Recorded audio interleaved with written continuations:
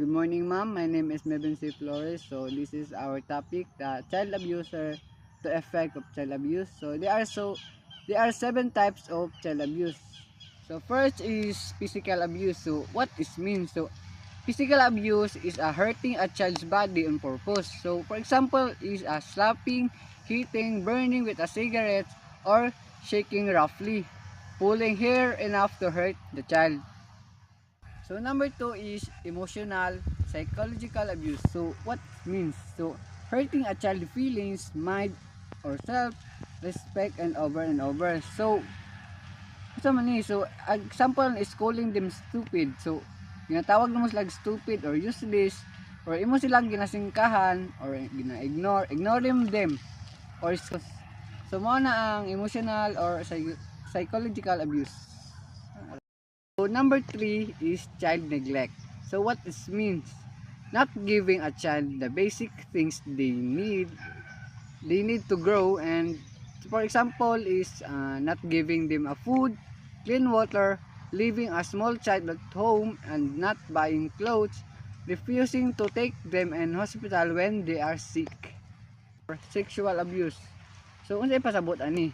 Any sexual touch or activity with a child that they are too young to agree to this. So example ani, touching their private areas or parts, making them touch yours, or showing them dirty pictures or videos.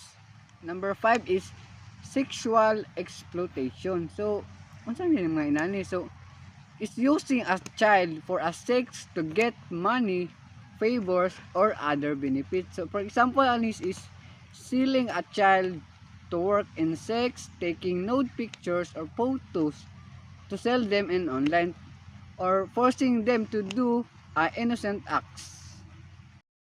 So, number 6 is child labor exploitation. So, ano pasabot ani?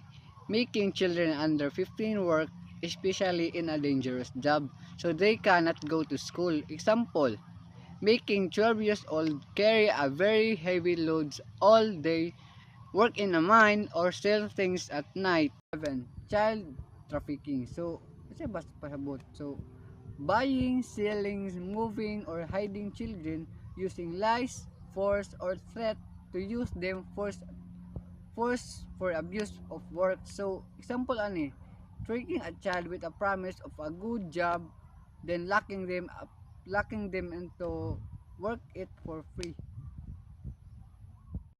So that's all my topic. So the next reporter is Miss Marbilia. So Hello everyone, I am Sergeant Coles Marbilia from Section 2 ECO. So I am the next reporter of our topic. My topic it's about the types of abuser. So the first types of abusers it is the parental incompetent abuser. Parents who use the same wrong discipline they receive as children. They do not know the proper gentle way to raise a child. So for the parental incompetent abuser, it is like the parents or the caregivers who do not know the proper or kind ways to raise their children. So they copy the harsh discipline they receive as kids when they're grown up and thinking that is correct. Like for example, the parents or the caregivers hitting the child because their own parents hit them, thinking this is how we raise kids. So for the parental incompetent abuser, it is like the parents or the caregivers who do not know the proper or kind ways to raise their children. So they copy the harsh discipline they receive as kids when they're grown up and thinking that is correct. Like for example, the parents or the caregivers hitting the child because their own parents hit them, thinking this is how we raise go. kids. Number two, it's the situational abuser. Situational abuser, it is the people who only abuse when facing extreme stress, crisis, or strong emotion. They do not harm the child in normal times. Like for example, it is the hurting the child after losing a job or fighting with a partner or spouse or having no money. That's why they hitting the child.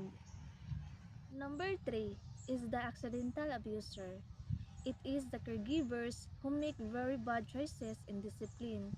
They think their action is teaching, but it is actually harmful. Like they think that is correct, or that is how they teaching their children, like thinking they is that is correct. Like for example, giving a child painful punishment or discipline that they believe will correct that bad behavior. Number four is the subcultural abuser. It is the people who belong to a group or community that believes violence or harsh punishment is normal or even good for children. Actually, the subcultural abuser, it is they based on their community, like what is their roles, that is how they discipline their child, like even though it can give a harm the children. Like for example, they believing the boys must be beaten to grow up strong and obedient. Self-identified abuser.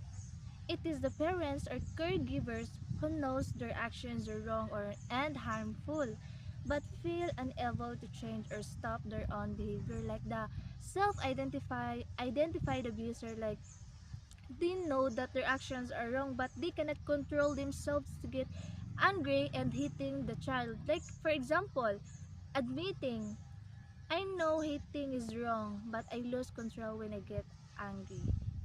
Number 6 is the institutionally prescribed abuser. It is the abuse that happens in schools, shelters, or care homes because of bad rules and strict culture or wrong beliefs of the place. Like for example, they stop in a shelter using harsh punishment because the centers allows it. Okay, let's proceed the types of disclosure of abuse. There's have a two types of disclosure of abuse, which is the direct disclosure and indirect disclosure. So first is direct disclosure. It is the child clearly and openly tells someone exactly what abuse or harm they suffered. Like they direct to the point, or they clearly and openly what happened or what they suffered for the abuse. Like for example is my uncle touched my private parts yesterday. Like they being honest what happened. Number two is the indirect disclosure. It is the child does not say it directly, but shows hints through drawings, stories, behavior, or vague words. Like for example, it is a drawing scary pictures of being hurt or refusing to be left alone with a certain person. So, mao na ang iyang pamaagi or mao na iyang pamaagi para ipakita niya og unsay yang na suffer through gikan sa mga abuse.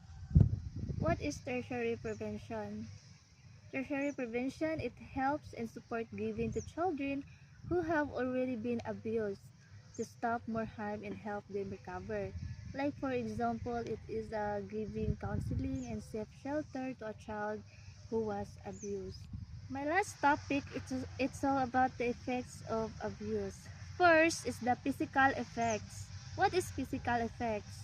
It is harm to the body, health, or physical growth for the child.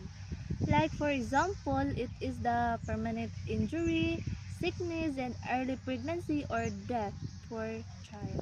Second is the psychological and social effects. What is psychological and social effects? It is changes in how the child feels, thinks, and gets along with others. Like for example, feeling very sad, alone, or not good enough, or feeling unworthy, and getting upset easily, or keeping everything to themselves. Okay, everyone, what is child abuser? The child abuser, it is a child abuser is any person who hurts, mistreats, or neglects a child on purpose or with intent. It can be anyone like a family, relative, friend, babysitter, or even a stranger. Like they do harmful acts that damage the child's body, feelings, or safety. Like for example, it is like for the like what I said before, like a family, relative, caregiver, or stranger, friends. Like for example, for that for a family, it is a father who hits his child hard when angry, or like when their father, or for example, it is a father who drank then gets angry and hitting a child. Second is the relative. Like for example, for a relative, it is the uncle who touches the child's private parts of the child. Third is caregiver. Like for example, a babysitter who leaves the child hungry for a whole day. And also it is a stranger, other people. So that's all our topic, everyone, and thank you.